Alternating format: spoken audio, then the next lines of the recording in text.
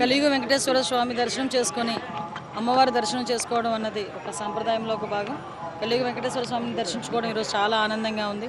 ఈరోజు ఆ స్వామివారిని దర్శించుకొని తీర్థప్రసాదాలు తీసుకొని ఈరోజు కుటుంబ సమేతంగా దర్శనం చేసుకోవడం కూడా జరిగింది.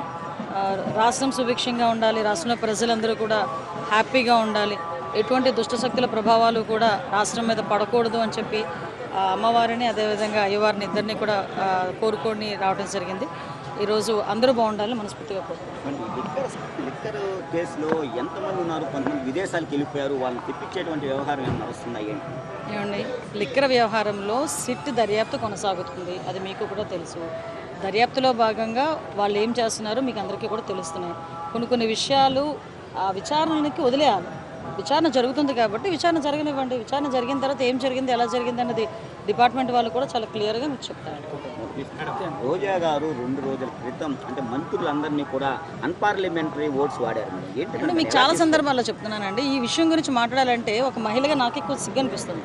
ఎందుకంటే ఒక రాజకీయంలో ఉండి చాలామందికి ఆదర్శప్రాయంగా ఉండాల్సిన రాజకీయ నాయకులు కూడా ఏదో వాళ్ళ తాలూకా ప్రచార ఆర్భాటాల గురించో లేకపోతే వాళ్ళ ఫ్రస్ట్రేషన్స్ తట్టుకోలేకనో నోటికొచ్చినట్టు మాట్లాడడం వల్ల జరిగేది ఏంటంటే వాళ్ళ మీద సింపతి వస్తుందని వాళ్ళు అనుకుంటారు, కానీ ఒక రకమైన ఏహ్య భావం అన్నది ప్రజల్లో కలిగే పరిస్థితి కనిపిస్తూ ఉంది. అది ఎంటైర్ ఒక్కరి వల్ల కాదు, ఎంటైర్ రాజకీయ నాయకులకే ఇంపాక్ట్ పడే పరిస్థితులు కనిపిస్తున్నాయి. దయచేసి నేనేమంటానంటే ఒక సభ్యతా సంస్కారం కలిగిన వ్యక్తుల గురించి మాట్లాడాలంటే మాకు కూడా మాట్లాడాలనిపిస్తుంది. అటువంటి సభ్యతా సంస్కారం లేని వాళ్ళ గురించి మేము ఎక్కువగా మాట్లాడడం. ఎట్ ద సేమ్ టైం నేనేమంటానంటే ప్రజలు కూడా గమనించాలి, గమనిస్తున్నారు కూడా ప్రజలు కూడా. అసలు ఎవరు ఎలాగా మాట్లాడుతున్నారు, ఎవరు కనీసం మన కూర్చొని టీవీల ముందు కూర్చొని ఇది రాజకీయ నాయకుడు పలానా మినిస్టరు పలానా ఎమ్మెల్యే పలానా ఎక్స్ అలా మాట్లాడుకునే పరిస్థితులు వాళ్ళు మాట్లాడే మాటలు పిల్లలు కూడా వింటున్నారంటే ఎటువంటి టైప్ ఆఫ్ మెసేజ్ మనం ఇస్తున్నాం? మన పిల్లలే కాదండి, మన పిల్లలు కూడా ఆలోచిస్తారు కదా, మనం ఏం మాట్లాడుతున్నాం, మా అమ్మ ఏం మాట్లాడుతుంది, మా నాన్న ఏం మాట్లాడుతున్నారు, అది మన పిల్లలు కూడా ఆలోచించుకునే పొజిషన్ ఉంటుంది కదా. ముందు వాళ్ళకి సమాధానం చెప్పి బయట వాళ్ళకి సమాధానం చెప్పుకోవచ్చు. నా ఉద్దేశం అయితే అదే.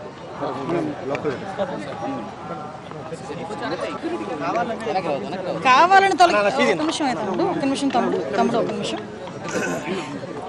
ఏమండి, నాకు వీళ్ళు సెక్యూరిటీ గన్మెన్ దేనికి?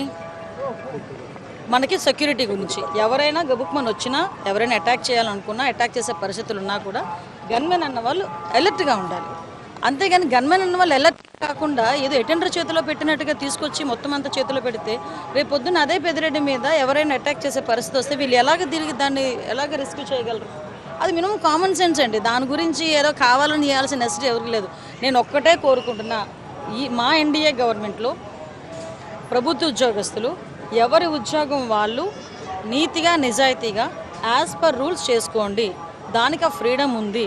అంతే తప్పించి ఎవరు తొత్తులుగా వ్యవహరించాల్సిన అవసరం లేదు, అలాగా మీ మీదకి తెచ్చుకోవాల్సిన అవసరం లేదు. లాస్ట్ గవర్నమెంట్లో ఇలాగే చేసుకుని కొంతమంది ఎంత ఇబ్బంది పడ్డారో మనం కూడా చూసాం. అటువంటి ఇబ్బంది మా గవర్నమెంట్లో ఉన్న ఆఫీసర్స్కి రాకూడదని మేము కోరుకుంటున్నాం. దయచేసి దాని ప్రకారంగా కూడా నడుచుకోమని నేను విజ్ఞప్తి చేస్తున్నాను.